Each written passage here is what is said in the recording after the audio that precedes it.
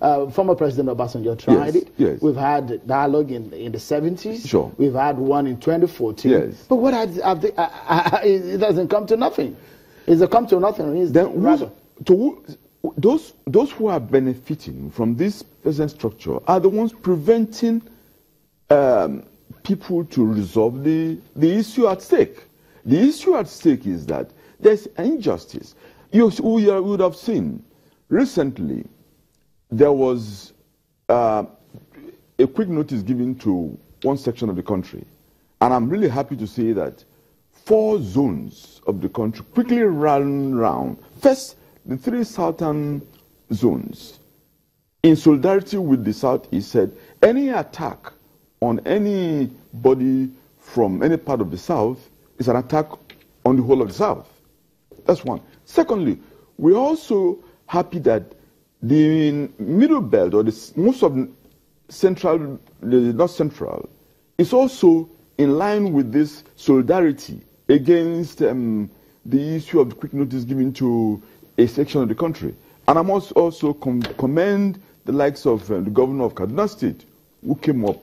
But what we need to do is, like the president is pleading for unity and warning against hate speech, I would have also expected that the president should allow the law work or enforce the law by bringing to books those who make such who make such hate speeches. A lot of people say, look, if you arrest, if you go after those people, it might cause more trouble. If that is the thinking, then in other words, we're in a failed state where government cannot exercise its function. Do you think that it is the way to go for what the acting president is doing right now? Is meeting with traditional leaders, yes, is meeting with religious leaders, yes, is meeting with regional leaders, governors and world view, and other interest groups, the media. Do you think that is the necessary first step to make? That is the immediate step for him to make. But he has to support that with a long-term step. And that long-term step is that he has no choice but to listen to all the people now calling for what you use the word restructuring. What I would say is that people are calling for justice, fairness. We have Atiku Abubakar calling for it from the Northeast.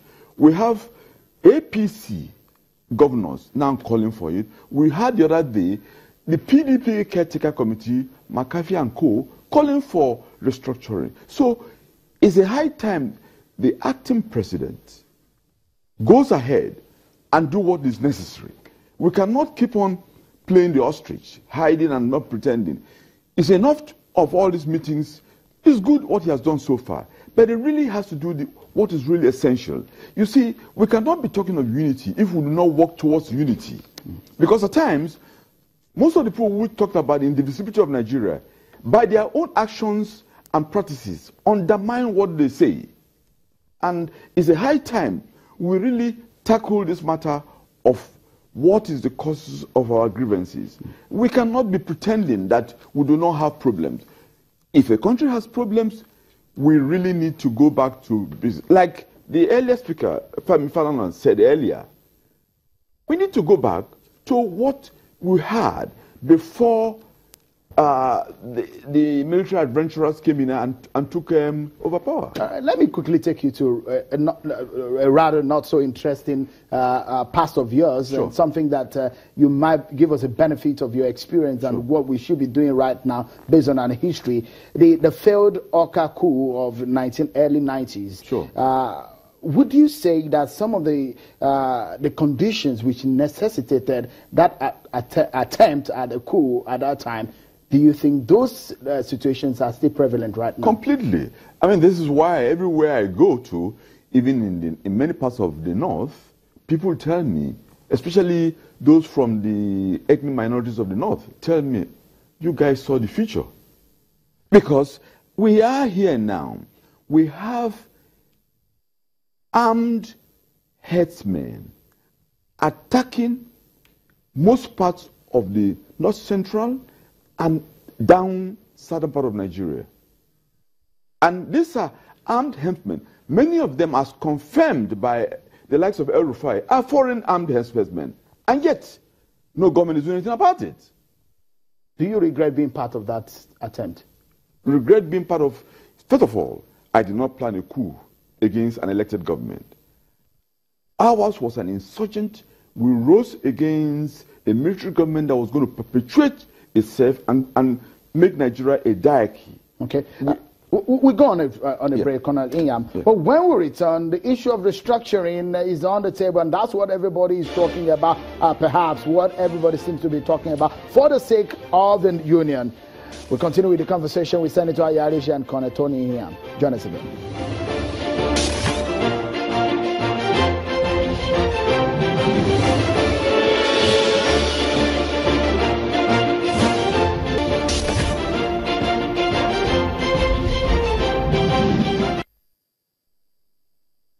Many thanks for staying with us as we get to towards the end of the program now. Senator Ayarishi and Colonel Inyam have been talking to us. You did mention, I would like you to land on some of your thoughts on, you talked about restructuring. Sure. How do you think the nation can go about that? Who do you think should be pushing for it? And what is the urgent step to be taken right now? I think the urgent step to be taken now is that we have to work towards dealing with what I call referendum haram. In other words, people say... That's the new terminology that you've created, isn't it? In a way.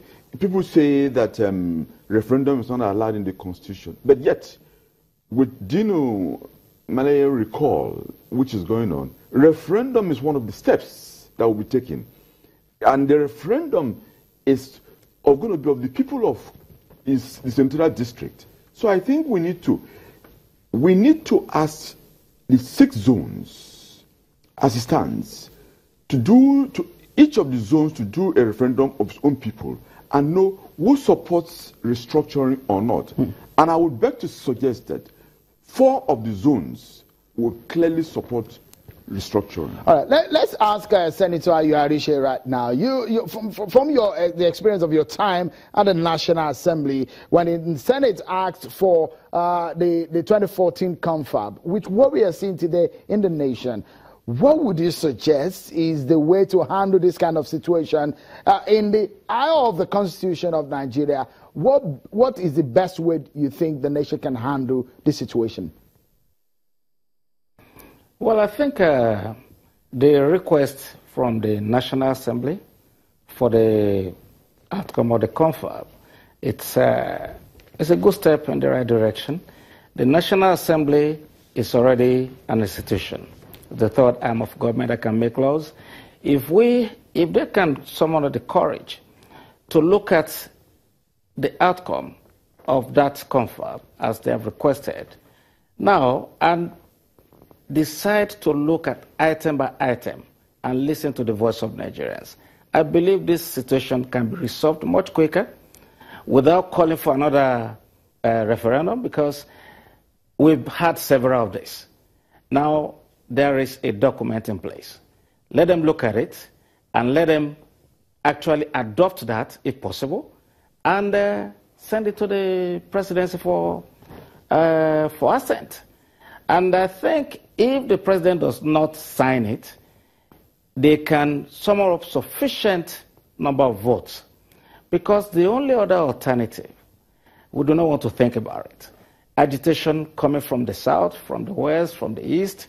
I mean, when is it going to end? So certainly we need to do something very, very quickly and ensure that we resolve this problem and nip it in the bud before we now have to start looking at other means of resolving the issue. Thank you so much, Senator Ayarishi. Just in about 30 seconds. You agree with that? Completely.